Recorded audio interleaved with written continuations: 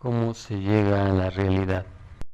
Llegar a la realidad no fue nada fácil, de hecho fue bastante difícil, cansado, ¿no? Y en momentos era angustiante, ¿no? Sin embargo, pese a esa angustia, se quiere saber, es que esa es la contradicción, ¿no? Tienes miedo, pero quieres saber cómo son esos que has visto en el periódico, ¿no? Yo quería saber cómo eran esa gente, ¿no? Al principio, cuando uno va entrando en el camino, en la piel se va sintiendo el calor, un calor húmedo, ¿no? Y a medida que tú vas entrando en esas veredas, ¿no? Porque propiamente caminos a veces ni lo son, pero en la medida que vas entrando te vas dando cuenta que todo es tan hermoso porque es muy verde, porque vas bajando a la realidad, ¿no? Hay un momento en que tú ves a la realidad y dices, ya llegué, pero todavía no has llegado, todavía falta un buen tramo de camino, ¿no? Y te das cuenta que en el camino que vas no es el único que existe. Hay otros caminos que han creado la misma gente de ahí, ¿no? Porque de repente veías gente salir de entre las montañas. Y dices, entonces hay otra forma de llegar a la realidad que no necesariamente es esta. Era la única forma de conocer incluso las tonalidades de los verdes, los matices, ¿no? La noche había colores, por ejemplo. Aunque todo era oscuro, ellos te enseñaban uno de ellos me enseñó a mirar en la oscuridad y a decirme que también hay color dentro del oscuro. Y entonces jugábamos identificando a la gente, mira, allá hay una persona porque dice, baja más tu mirada. Ese baja más tu mirada constante que me decía uno de ellos era asienta en la realidad, asienta en la realidad.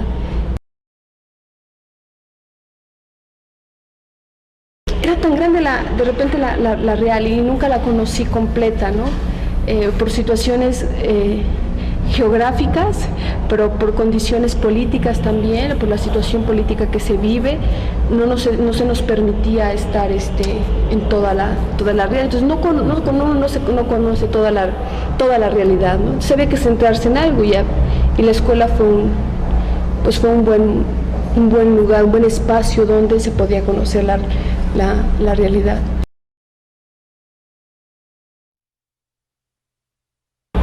Pensarlos a ellos, ya no desde fuera, era pensarlos desde dentro y ahora cómo empezaba yo a capturarlos también. Y el diario de campo, pues tenía toda una estrategia metodológica y yo iba preparada con mi mejor arma, ¿no? Libreta, como me habían dicho, pasta dura, por las inclemencias del tiempo, mis datos por si algo me sucediera, la clasificación del objetivo y los objetivos, así que yo llevaba como 2 libretas en una, ¿no? Del lado derecho era todo lo que salía de mi mente, toda la racionalización y del otro lado implicaba todos aquellos sentimientos que de repente se van a estar gestando durante la investigación. Iba con la idea de que iba a regular, ¿no? De alguna forma el dato. Pero a medida que iba pasando el tiempo fue muy complejo determinar qué era el objetivo y qué era lo subjetivo y además desde quién o desde qué parámetros analíticos, epistemológicos yo podía decir esto que hoy se suscitó, ¿no? Es netamente objetivo. ¿Cómo voy a rescatar la subjetividad de la gente, de las personas, ¿no? Haciendo esta separación? Entonces un día, en la primera visita de las 3 que hago, fue decidir no hacer esta separación en el diario de campo. Pensar el EZLN era pensarlo desde otro punto de vista. Tenía una mirada de ellos desde aquí de Puebla que era bastante racional. Cuando tú llegas te das cuenta que la gente no es tan así, no es tan como te la cuentan, ¿no? Te platican nada de lo que ellos viven como una organización en lucha, como un movimiento en resistencia. Esa también forma parte de su resistencia. Pero en la medida de la investigación iba conociendo esa otra selva que es mucho más compleja, una realidad mucho más compleja, y eso fue cuando participé en las actividades de la escuela. Y entonces se dio un giro distinto, ¿no? Porque ya no era solamente jugar con los muchachos, cartas, o intentar jugar ajedrez o jugar con los niños. Implicaba que mi estancia ahí iba a tener una dimensión pues totalmente distinta, ¿no? Uno llega con una carga de conocimientos y de formas de aprenderlas, y cuando uno está con ellos la realidad ya no es la misma, porque yo quería enseñar desde mi realidad, ¿no? Y ellos estaban en su realidad. Me permitió, por ejemplo, platicar con los promotores de educación. Para el caso de la primera ocasión que se hizo el trabajo de campo fue de agosto-septiembre, y la primera entrevista que yo lo hago con un promotor es el penúltimo día antes de salir.